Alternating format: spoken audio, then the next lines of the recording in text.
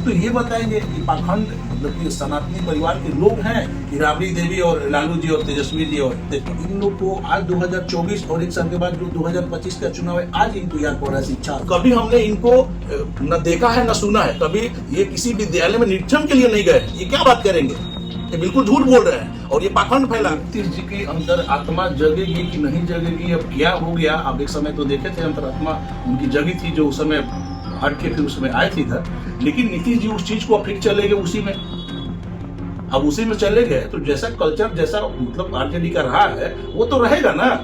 अब ये तो चीज नीतीश जी को सोचना पड़ेगा ना कि हम कहाँ है, कहाँ रहना चाहिए, कहाँ नहीं रहना चाहिए। नमस्कार, आप देख रहे हैं अजय भारत, मैं हूँ आपके साथ रोहित। बिहार के राजनीतिक गलियारों में काफी हलचल मच चुकी है। लगातार जो है नेता एक दूसरे पर लगातार बयान दे रहे हैं, कुछ लोग धर्म को लेकर, कुछ लोग शिक्षा को लेकर। आज इसी मुद्दे को लेकर फिर से बात करेंगे। रोहतास जिले के डेहरी विधानसभा के अंतर्गत रालोजद के प्रदेश महासचिव हैं जितेंद्र कुमार उर्फ रिंकू सोनी जी, इनसे बात करने का प्रयास करेंगे और क्या कुछ बात करते हैं इस पर देखिए। आपका अजय भारत में स्वागत है। बहुत बहुत धन्यवाद रोहित जी।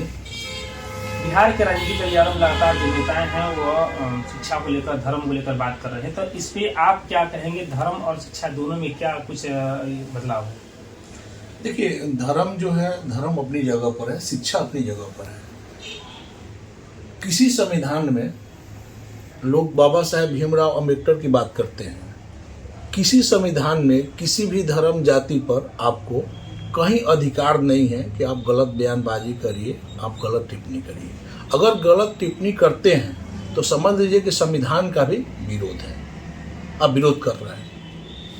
अभी जो है राजद के कुछ दिन पहले लगातार कई नेता थे, मंत्री भी थे, जो बात कर रहे थे धर्म को लेकर कि धर्म का रास्ता अपनाने से गुलामी का रास्ता हो सकती है और शिक्षा का रास्ता कहीं ना कहीं विकास का रास्ता हो सकती है, तो इस पर क्या कहेंगे? देखिए, हम तो राजद के उन नेताओं से हम पूछना चाहेंगे और जानना चाहेंगे कि एक तरफ आप धर्म के बारे में नसीहत देते चल रहे हैं कि मंदिर में, आप ठीक है बोल रहे हैं, मंदिर में पूजा पाठ व्यर्थ है, मंदिर न बना के विद्यालय बने, स्कूल बने। तो विद्यालय और स्कूल बनने के लिए कोई कहाँ मना कर रहा है कि आप मत करिए, मत बनाइए।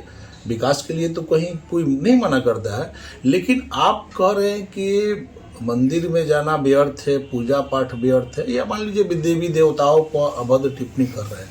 तो हम तो राजद के नेताओं से जानना चाहेंगे कि पहले तो अपने नेता आरजेडी के सुप्रीमो श्री लालू प्रसाद यादव जी, श्रीमती राबड़ी देवी जी जो बिहार के पूर्व मुख्यमंत्री भी रह चुकी हैं, तेजस्वी जी अभी डिप्टी सीएम हैं, उप मुख्यमंत्री हैं बिहार के, तो इनसे नहीं इन लोग को पूछना चाहिए।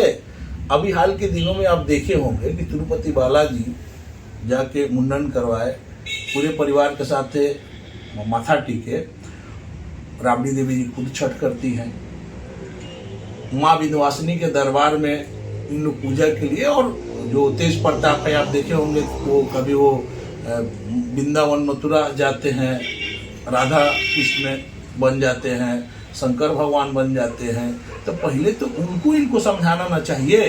अब तो ये बताएंगे कि पाखंड मतलब कि सनातनी परिवार के लोग हैं कि राबड़ी देवी और लालू जी और तेजस्वी जी और तेज प्रताप जी। अभी देखा जा रहा है लगातार कि जो बिहार में जो सरकार है, गठबंधन, इंडिया गठबंधन जो सरकार है, इस पर जेडीयू और राजद दोनों मिलकर जो लगातार शिक्षा की बात कर रहे हैं, शिक्षा को हम लोग बढ़ावा दे रहे हैं। तो आपको क्या लग रहा है, आपका नजर से बिहार में शिक्षा की स्थिति कैसी है? अच्छा, देखिए, आरजेडी और जेडीयू की आप बात बोल रहे हैं, मतलब कि इन लोग को आज 2024 और एक साल के बाद जो 2025 का चुनाव है आज इनको याद पड़ रहा है शिक्षा, स्वास्थ्य। बड़े भाई छोटे भाई, मतलब 15 साल, वो 17-18 साल लगभग ही है, बड़े भाई छोटे भाई बिहार में तो शासन इन्हीं का रहा। तो ये 30-35 साल में, 30-35 साल एक मतलब युग हो जाता है। 30-35 साल में इन्होंने क्या किया स्वास्थ्य पर और शिक्षा पर? तो सरकार तो इन्हीं की थी, मुख्यमंत्री कभी बड़े भाई रहे, कभी छोटे भाई रहे। तो 35 साल में इन्होंने क्या किया? बिहार में 5,500 करीब सरकारी विद्यालय हैं। आप स्थिति रोहित जी विद्यालय में चले जाइए और कहीं छत नहीं है, कहीं भवन नहीं है, कहीं टीचर नहीं है, ब्लैक बोर्ड नहीं है, कहीं कहीं शौचालय नहीं है, लाइट बत्ती नहीं है। आप पूरे बिहार छोड़िए ना, हम डेहरी विधानसभा की बात कर रहे हैं। डेहरी विधानसभा क्षेत्र में दर्जनों विद्यालय हैं। बगल में आपको वार्ड नंबर 21 में रामा रानी बालिका विद्यालय है, कभी चले जाइएगा, देख लीजिएगा स्थिति क्या है विद्यालय का। बगल में सरावगी विद्यालय है, वार्ड नंबर 32 में पड़ता है, देख लीजिए वहाँ पर मतलब कि रूम का क्या स्थिति है। तो लेकिन इन विद्यालयों में तो आरओ प्लांट वगैरह भी लगा दिया गया है। ऐसा कुछ दिन पहले जेडीयू के ही जो सांसद हैं महाबली जी, उनके द्वारा लगाया गया था और उन्होंने कहा भी था कि इस विद्यालय को हम काफ़ी विकास करेंगे। देखिए अभी तो हाल के दिनों में हम कार्यक्रम में गए थे, बच्चे लोग कंप्लेन कर रहे थे जो आरओ लगाई गई है वो बिल्कुल समझ लीजिए कि आज के डेट में बंद पड़ा हुआ है। कहीं किसी को बच्चियों को कोई लाभ उससे नहीं मिल रहा है।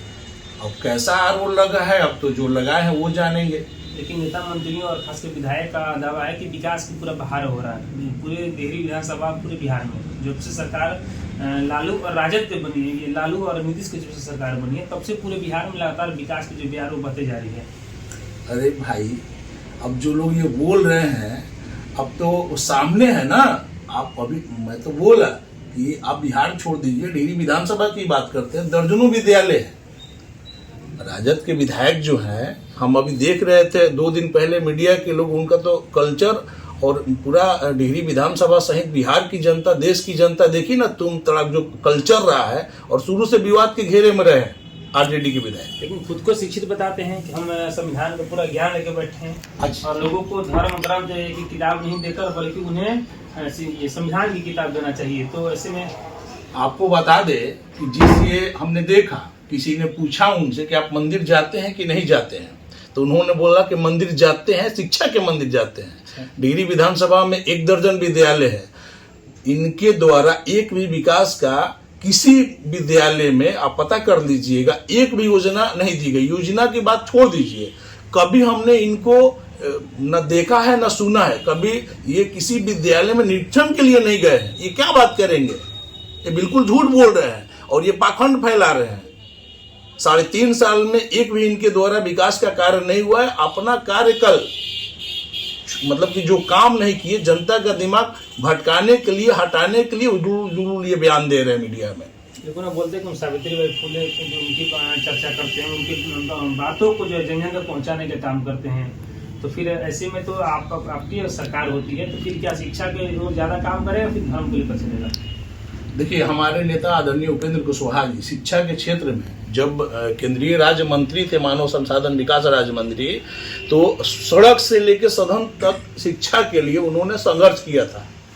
हम लोग भी साथ में थे। आपने देखा होगा सरकार में रहते हुए बहुत कम ऐसे आपको नेता मिलेंगे जो सरकार में रहते हुए सरकार से सवाल करते हैं।